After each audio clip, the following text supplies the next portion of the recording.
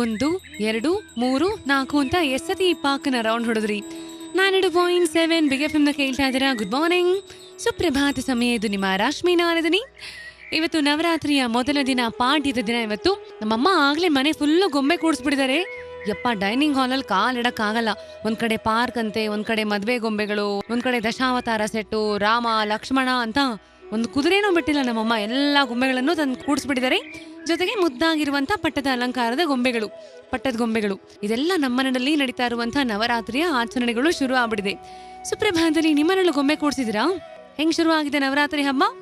ಬರೀ ಹಾಗಾದ್ರೆ ಇದೀಗ ಒಂದು ಸಣ್ಣ ನೀತಿ ಕಥೆನೆ ಹೇಳಿ ಮನೆಗೆ ಹೊರಡುವಂತ ಸಮಯ ಆಗಿದೆ. ಇವತ್ತಿನ ಕಥೆನಲ್ಲಿ ಒಬ್ಬ ರಣಜಿತ ಅಂತ ರಾಜ ಇದ್ದ. ಊರಲ್ಲಿ ವಿಹರಿಸ್ತಾ ಇದ್ದ. ಇದ್ದಕ್ಕಿದ್ದಂತೆ ಎಲ್ಲಿಂದಲೋ ಒಂದ್ ಕಲ್ ಬಂದು ಅವನ ಹಣೆಗೆ ಠಪ್ ಅಂತ ತಾಗ್ಬಿಡ್ತು. ಗಾಯ ಆಗಿ ರಕ್ತ ಸೋರಕ್ ಶುರು ಆಯ್ತು. ಈ ಸೇವಕರು ಕಲ್ಲೆಸ್ದವ್ರು ಯಾರು ಅಂತ ಹುಡ್ಕೊಂಡು ಹೊರಟ್ರು. ಒಬ್ಬ ಮುದುಕಿಯನ್ನ ಹಿಡ್ಕೊಂಡ್ ಬಂದ್ರು.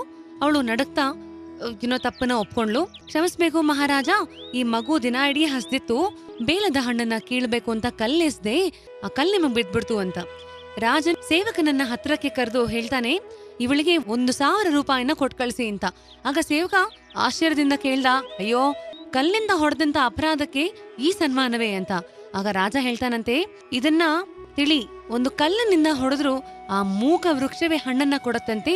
ಇನ್ನು ಇಡೀ ಊರಿನ ರಾಜನಾದಂಥ ನಾನು ಬರಿಗನಲ್ಲಿ ಕಳಿಸ್ಲೇ ಅಂತ. ನೋಡಿದ್ರೆ ಎಷ್ಟು ಚೆನ್ನಾಗಿದೆ ಕಥೆ. ಜೀವನದಲ್ಲಿ ತಾಳ್ಮೆ ಅನ್ನೋದು ಮನುಷ್ಯನಿಗೆ ಎಷ್ಟು ಮುಖ್ಯ. ಈ ರಾಜ 2 ನಿಮಿಷ ಕೋಪ ಮಾಡ್ಕೊಂಡು ಶಿಕ್ಷೆನ ವಿಧಿಸ್ಬಿಟ್ಟು ಅವನ ಪವರ್ನ, ಅವನ ಶಕ್ತಿನ ಒಂಥರ ಗುಬ್ಬಿ ಮೇಲ್ ಬ್ರಹ್ಮಾಸ್ತ್ರ ಅಂತ ಉಪಯೋಗಿಸ್ಬಿಡ್ಬೋದಿತ್ತು.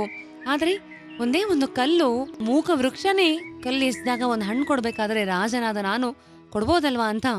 ಆ ಸಹಾಯ ಮಾಡುವಂತ ಮನಸ್ಥಿತಿ ನಮಗಿರ್ಬೇಕು. ಬೇರೆಯವರ ನೋವನ್ನ ಅರ್ಥ ಮಾಡ್ಕೊಂಡು ಅಥವಾ ಎಷ್ಟೋ ಸಮಯ ಅಚಾತುರ್ಯದಿಂದ ನಡೆದಿರುವಂತಹ ಕಾರ್ಯಗಳಿಗೆ ನಾವ್ ರಿಯಾಕ್ಟ್ ಮಾಡಬಾರ್ದು. ಸ್ವಲ್ಪ ಸಹನೆಯನ್ನ ಇಟ್ಕೊಂಡು ರಿಯಾಕ್ಟ್ ಮಾಡದೆ ಯೋಚನೆ ಮಾಡಿ ಅದಕ್ಕೆ ತಕ್ಕಂತೆ ಆಕ್ಟ್ ಮಾಡ್ಬೇಕು ಅನ್ನೋದು ಈ ಒಂದು ಕಥೆಯಿಂದ ತಿಳಿದು ಬರುವಂತ ಒಂದು ನೀತಿ. ಇವತ್ತಿನ ಕಥೆ ನಿಮ್ಗೆ ಇಷ್ಟ ಆಗಿದೆ ಅಂತ ನಾನ್ ಭಾವಿಸ್ತಾ ಇದ್ದೀನಿ. ಸರಿ, ಹಾಗಾದ್ರೆ ನಿಮ್ಮ ರಾಶ್ಮಿ ನಾನಿನ್ನು ಮನೆ ಕಡೆಗೆ ಹೊರಟು ಮತ್ತೆ ನಿಮ್ಮನ್ನ 11 ಗಂಟೆಗೆ ರೇಟ್ರೋ ಸವಾರಿ ಬೇಜಾನ್ ಹಳೆ ಹಿಟ್ಟಾಗಳ ರಿಕ್ವೆಷನ್ ಅಲ್ಲಿ ಭೇಟಿ ಮಾಡ್ತೀನಿ. ಹರ್ಷ ಮತ್ತೆ ಶ್ರುತಿ ಇನ್ನೇನ್ ಬಂದ್ಬಿಡ್ತಾರೆ. ಬಿಗ್ ಕಾಫಿನಲ್ಲಿ ನಿಮ್ಮ ರಾಶ್ಮಿ ನಾನಿನ್ನು ಮನೆ ಕಡೆಗೆ ಹೋಗ್ಬಿಟ್ ಬರ್ಲಾ.